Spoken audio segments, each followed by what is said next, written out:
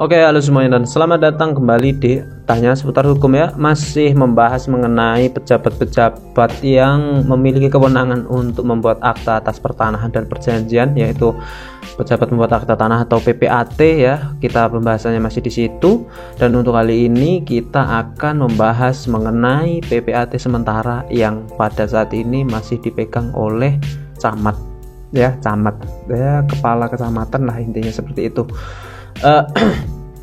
Atau sering disebut juga karena sampai sekarang itu masih memegang kekuasaan untuk membuat akta atas tanah juga, yang disebut sebagai PPAT sementara. Jadi sebenarnya gimana sih regulasinya dan aturannya mengenai hal tersebut, mengenai camat serta kedudukannya seperti apa, dan kekuatan hukumnya aktenya itu seperti apa sih sebenarnya untuk PPAT sementara, seperti itu. Untuk PPAT sementara ini sudah diatur ya dalam regulasinya. Untuk regulasi PPAT itu kan diatur di dalam peraturan pemerintah nomor 24 tahun 2016 itu yang terbaru. Dan untuk camat sendiri ya, atau PPAT sementara sendiri disebutkan dalam pasal 1 angka 2 ya. PPAT sementara adalah pejabat pemerintah yang ditunjuk karena jabatannya untuk melaksanakan tugas PPAT.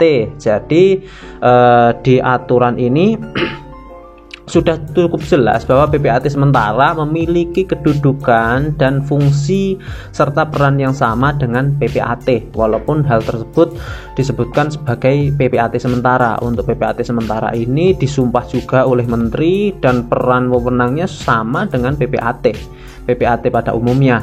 Namun kenapa kok ada juga yang namanya PPAT sementara? Oke, di undang-undang tersebut, di aturan tersebut ya, maksudnya di regulasi tersebut tujuannya adalah kenapa kok PPAT sementara? PPAT sementara itu yang bertujuan untuk membuat akte ketika di daerah tersebut belum ada PPAT-nya, belum ada pejabat pembuat akte tanahnya ya, seperti itu. Jadi kewenangannya bisa dialihkan kepada camat atau sebagai pejabat pembuat akta sementara, seperti itu.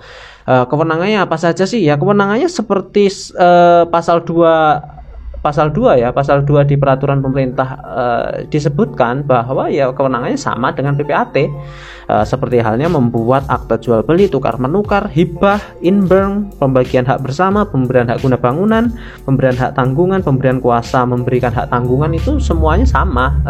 PPAT sementara juga bisa melakukan hal tersebut ya. Jadi itu tadi alasan kenapa kok ada yang namanya PPAT sementara ya. Tujuan PPAT sementara itu diadakan karena di daerah tersebut belum ada yang namanya PPAT, atau masih belum ada PPAT, dan mungkin di daerah terpencil atau di pelosok, atau mungkin di daerah yang jauh dari perkotaan, sehingga PPAT-nya belum ada di daerah tersebut, sehingga diangkatlah PPAT sementara dari camat. Untuk PPAT sementara sendiri yang memiliki kewenangan sama diangkat oleh menteri yang sama, dan ini yang menjadi permasalahan. Banyak sekali ya yang meneliti mengenai hal tersebut, banyak sekali skripsi, tesis ya di Fakultas Hukum dan di Magister Kenotariatan, yaitu batasan sementara itu sampai kapan sih sebenarnya, dan bagaimana jika di daerah tersebut sudah ada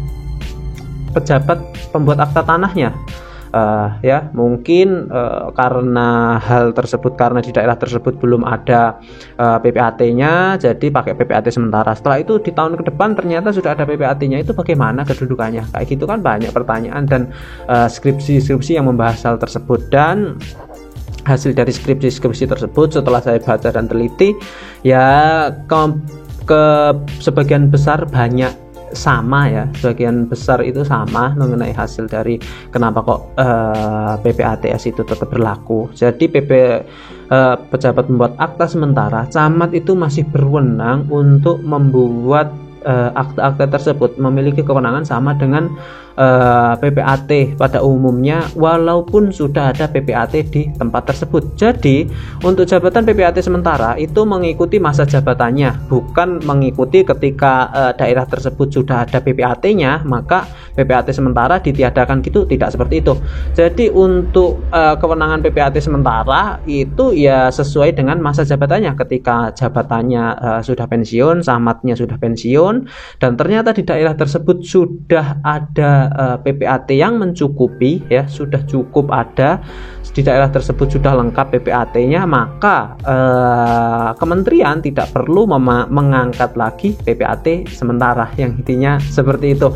Dan PPAT sementara ini biasanya adanya di daerah-daerah terpencil, dan ya masih banyak mengenai PPAT sementara, dan camat memiliki kewenangan hal tersebut. Namun karena PPAT juga sekarang makin banyak, yang lulusan magister kenotariatan itu makin banyak, serta di Kementerian Pertahanan sendiri juga melakukan yang namanya pendidikan PPAT sendiri yang nanti bisa langsung menjadi PPAT, maka PPAT sementara ini kedepannya mungkin tidak akan dihapuskan, mungkin eksistensinya juga akan semakin redup. Kenapa kok seperti itu? Karena semakin lama semakin banyak PPAT, seperti itu.